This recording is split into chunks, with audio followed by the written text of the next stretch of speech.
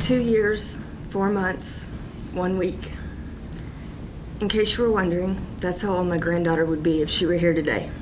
Tracy Johnson, the grandmother we haven't seen or heard from until today. And as hard as I've tried to find the right word to describe, broken, shattered, destroyed, none of them seem to fit the amount of pain I have felt ever since we found out that not only did I lose my first grandchild, but my baby that I would lay down my life for without a thought lost his first child, and Skylar had no intention of ever letting us know. Johnson made it clear during sentencing she and her family are just as much a part of baby Annabelle as the Richardsons are. I would have taken her in with Trey and raised her with no questions asked. You could have gone on to UC and never looked back if that's what you wanted. Every May 7th, I don't get to have a birthday party for my first grandchild. Instead, I get to send her balloons to heaven with notes telling her how much her daddy loves her, how much I love her, how much we all love her. She expressed sadness and anger. Skylar knew and didn't tell Trey. She's known from the very beginning it was his.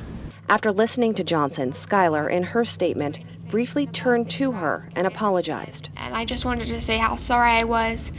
I can sometimes be selfish, but I would like to think that I've become better in the knowledge that I've upset everyone and hurt so many people with what I've done. And I'm forever sorry, and I'm so sorry. I'm really, really sorry. And the jury acquitted Richardson on the charges connected to Annabelle's death.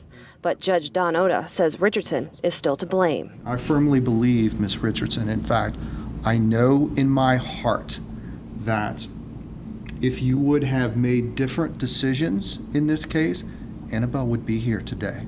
As we live with our grief and loss, she can now live knowing that her selfish decision was not her only choice. And after that sentencing hearing where Skylar was sentenced to 3 years probation, her uncle spoke on the family's behalf. He didn't take any questions, and the statement was brief, but he thanked the Rickers law firm, family and friends who supported them, and their church in Carlisle. Reporting live in Lebanon tonight, Karen Johnson, WLWT News 5.